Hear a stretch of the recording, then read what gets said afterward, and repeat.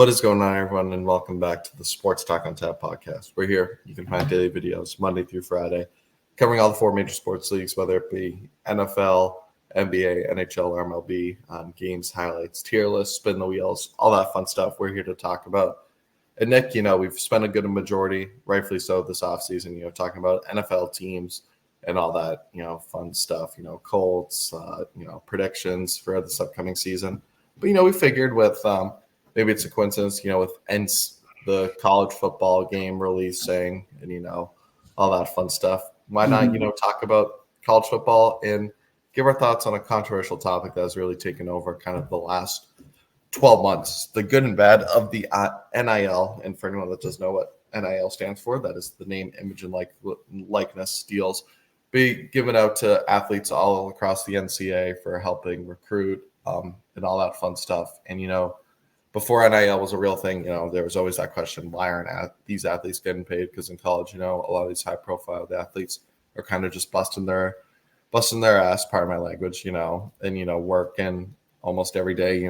Those Alabama football players, are on the field 7 days a week, constantly playing like what a pro team does, and they're, not being rewarded for it. So obviously NIL came in about a year or two ago, to help reward these players, for their branding. But Nick, I'm kind of curious to see, has the NIL kind of gone out of control, or do you think it's kind of just right, or what kind of could improve from this?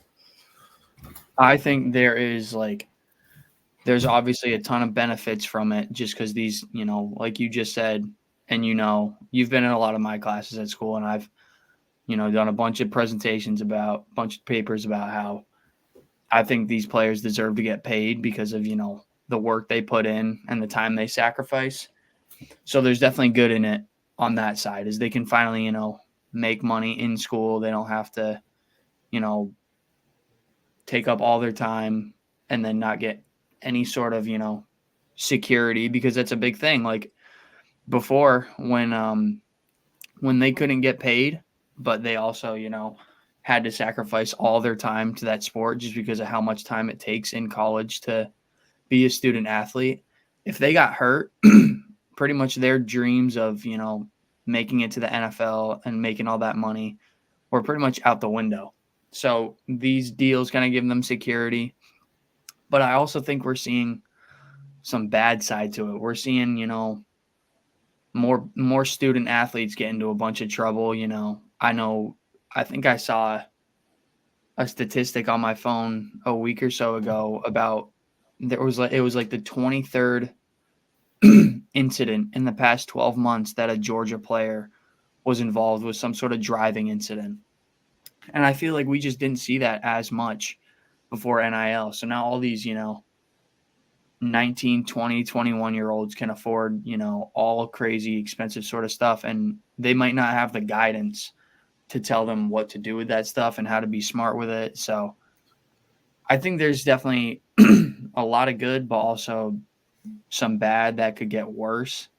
It also, going into the recruiting thing real quick, excuse me, I think it's a tough thing to answer. I've kind of been going over it in my head for, the past day or so about how if it's good for the NCAA as a whole or bad, because it's good in the way that now, other schools can maybe recruit some of these top athletes. Like, perfect example, Travis Hunter, a guy teammate with Shedeur Sanders, who I think before NIL, he probably would have gone to a much, higher prestige school than Colorado, maybe like an Alabama or Ohio State, something like that. But because of NIL, he can more so go to a different school. But at the same time, that kind of reflects, because then maybe we'll see some of these bigger schools that just have more money, have more NIL exposure. They'll just kind of use that to their advantage now. And that's why Nick Saban called it quits, because it's just a different game recruiting. Like, you don't recruit football players who want to win. You kind of recruit guys who they want to just play on the field. They want to get the biggest NIL deals. They don't really care about winning. So I'm curious to hear your thoughts, because I'm very back and forth on it, as you can tell. And, you Yeah.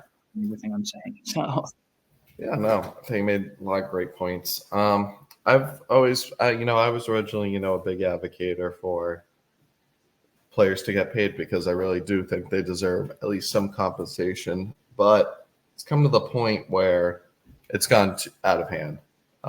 Like you said, with the accents thing, I would like to think maybe, if I got that money, I would kind of, if I was a football player at Georgia or something and got that kind of NIL money, I'd invest it or, do some little things. But who knows? Maybe I'm going to buy, that Justin Jefferson expensive jewelry. At the end of the day, when you give those guys who are still kids, despite them going to be in the NFL making a lot of money, they're still kids and they're just getting out of high school, getting this bag, and it's like, oh crap, like I have a lot of money. Let's go spending and maybe faster cars, all that stuff. And it is leading to higher incidents, and I'm not surprised by that statistic really.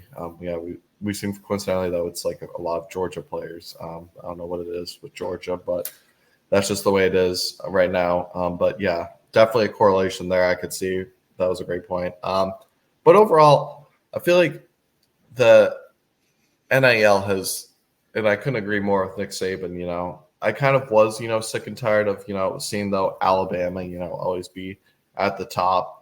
So maybe it's not like, Alabama that like I'm sorry for anything. But it is turned into kind of just like a free agency, like the NFL free agency frenzy is kind of what college football is becoming in your recruiting. It's like we can offer you this amount of money each year, compared to this school. So, we're going to try and up it.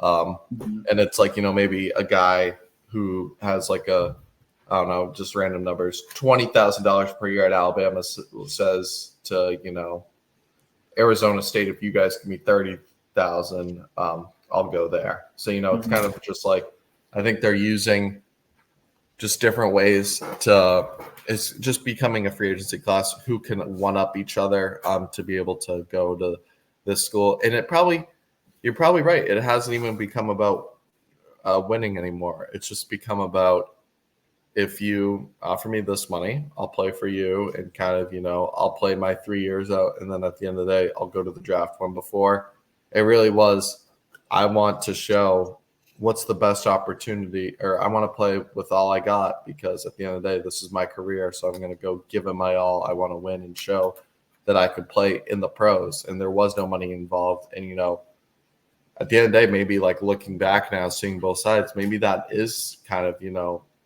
one of the better ways. It was just kind of, I'm wondering if we can meet in the middle ground somewhere where maybe like, I don't know, every school gets like the same amount of NIL.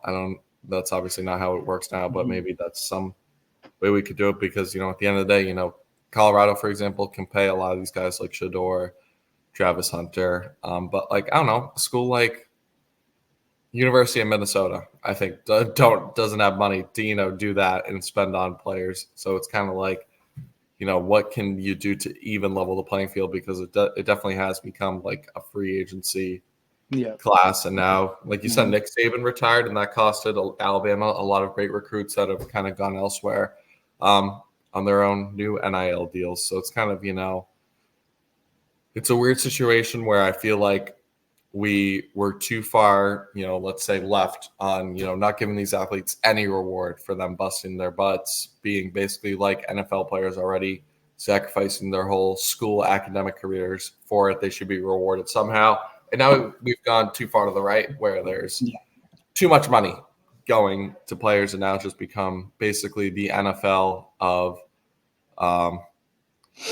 college football. And maybe a lot of players know like they'll be making more money at college. So we've already seen a lot more older college football players now, like 23, maybe even 24, playing for their 6-7 seasons, still using advantage of that COVID year to kind of just space out and make as much money as you can. And when you think about it, it's like 24-year-olds playing against 18-year-olds fresh out of high school. There is a huge difference in that aspect as well. So it's kind of, it's very interesting to think about from that age perspective as well, because these guys, that are really good in college, but no, you won't make in the NFL, can kind of just milk mini careers, I guess, out of college football and get like 5-6 years of solid pay. I 100% agree with you for so many different points. One point I want to go back to right away is it's not just hurting teams in the NCAA, but it is hurting the NFL, because now all of a sudden these kids in college are leveraging these NIL deals against the teams. Like Caleb Williams, we saw this year. I know he ultimately did end up going to the team that drafted him, but he was like, if I don't go to the right team, I'll just go back to college. I can make, Yep, the $15 power. million in college. So, and I think that's a huge issue. You can't, because the ultimate goal, the reason you're playing college football, especially at a high Division I level, is to go professional. So you shouldn't be, leveraging all this stuff against the NFL teams that are giving you an opportunity. So many of these guys would kill to have those sort of opportunities. So and another thing, I do agree with you that maybe schools should be set some sort of cap, because I'll just say, like, I do have the new, NCAA game. It's super fun. I've been trying to do like rebuilds with schools, and because I live right down the road from UMass, which is well known to be the worst Division I program in the country. So I've been trying to do stuff with them, but just for a school like UMass, it's impossible to recruit any sort of decent players, because they just don't have, the NIL deals or anything around it to compete. Like they can't build any sort of program. Maybe if, there's some really good football player out of Massachusetts who just wants to play for UMass, maybe that'll help them grow it. But still, like, they're never going to compete with Alabama's, Georgia's, Michigan's, all those huge schools that can just throw money. UMass would literally burn down if they beat Alabama. No well, funny you say that. UMass does play Georgia this year in Georgia. So if UMass can pull that off, if UMass pulls that off, Massachusetts is taking it's a national holiday. It's a national holiday. The quarterback for UMass, I can't even remember his name off the top of my head. He's going to get a statue, but yeah. And it's the thing is with these, what I'm talking about with the smaller schools, it's not just football. I know football is the big, school for so many different programs, but like any school, it's going to be harder to recruit if you're smaller now, because basketball players are getting NIL deals too. So, the top prospects coming out of high school and basketball aren't going to want to go to a somewhat smaller school like a UMass, like I don't know. I'm trying to think of, like, everybody's going to go to UConn because UConn is, obviously a big program, but like USC, something like that. Yeah, so USC had the bag. Yeah. So just it sucks to see. And I think you absolutely hit the nail on the head when you said we started out way too far to no, don't pay these kids. They're college athletes. They don't deserve any money, to now these kids are getting paid more than any employee at the university. So that more than NFL rookie contracts. Like these kids, like Shedeur Sanders is making more than any of his, like probably all of his professors combined, which is just nuts to think about. Oh yeah, no, it's crazy. And then what's it called? Yeah, and I remember back in like January, it was a while before Marvin Harrison declared. There was a lot of rumors that he would just stay at Ohio State because they had the money there. And it's like, if he's making however $1 million, he was just going to make more than, he could milk that, get all that, and then go to the NFL draft and get paid. But he was going to make more going to college, at least, than he would his first like 4 seasons in the NFL. So it's kind of, it's an interesting situation, obviously. And it's definitely concerning when these college programs can offer more than like NFL rookie contracts. And at the end of the day, it's kind of becoming the college football is becoming more of its own league at this point, where it's just kind of, they can just pay their own players to stay and not go to the NFL and not risk, all that high, media marketing, draft process, all that stuff. And they can just come back to college for another year and just play, get their money, and kind of, go about it. So, it's kind of, it is definitely interesting. I do think it'll be interesting to see how it plays out, because obviously, this season's coming up, but like future off seasons, do they make a change to it? Do they set a salary cap on what teams can spend? Because that'd be very interesting and kind of even level out the playing field. But at the end of the day, it is more like, Colorado has millions of more dollars in NIL money than UMass. So it's kind of like, what it's kind of like, how can every team benefit? Like, can UMass get like, I don't know, a couple million in NIL, and Colorado gets a couple million? That's kind of spread out equally throughout the league. But at the end of the day, some teams just have more money to spend, and they're kind of taking advantage of that for now. So that's why, I don't blame them for necessarily, signing the most high profile guys, because, you got to pay the top talent if you want to win. So, kind of it is what it is, but it is very interesting, just seeing it play out kind of in the shape of 2 years where we were, pro this, let's see them get paid. They're basically working for free because it is like a full-time job, still, especially, those high profile schools like Alabama, where you do get no time off, to go to classes. So you are sacrificing, and we all agree they deserve, some award for that, but the award has gone, I think, a little bit too much. Where if I'm a professor, like you said, if you're a professor at Colorado for 30 plus years and you see this quarterback already making more money than you, who's only played one season, I'd be kind of pissed. But it kind of is what it is, and we'll kind of see moving forward how they change it, or kind of what shapes up differently to solve this problem, because it definitely has become a major problem. I agree. Like, I think some sort of, NIL cap might work, but it's hard to implement that when, a lot of these deals aren't coming from the school. It's coming from, whatever brand is endorsing these kids. Yeah. So it's tough to set that cap, but maybe like you set it per player. Like you have, somebody from the school or somebody from the NCAA look at the NIL contracts they're signing and say, hey, you're making, $500,000. You can't make anything more. You can't sign any more deals. If you do, we're going to suspend you, say 4 games, because, player gets suspended. Yeah. That's going to really hurt their Draft name, stock, reputation, their draft stock, everything. So we'll see. I don't know. It's probably going to get worse before it gets any better. I think we haven't seen the worst of the NIL deals. I know. Just going back to another one, like Arch Manning, he was the second highest earner last year, and he didn't play. He didn't play a snap. So it's like a lot of it. That'll be interesting. I think he's not. I don't even know if he's playing this year. Right? Still Quinn Ewers. Starting. Quinn Ewers is still there, so he might get in. In some of those kind of garbage time, but he won't be the full-time starter until the start of the 2025 season. So that'll be interesting, definitely. But with that being said, let us know in the comments what you guys think.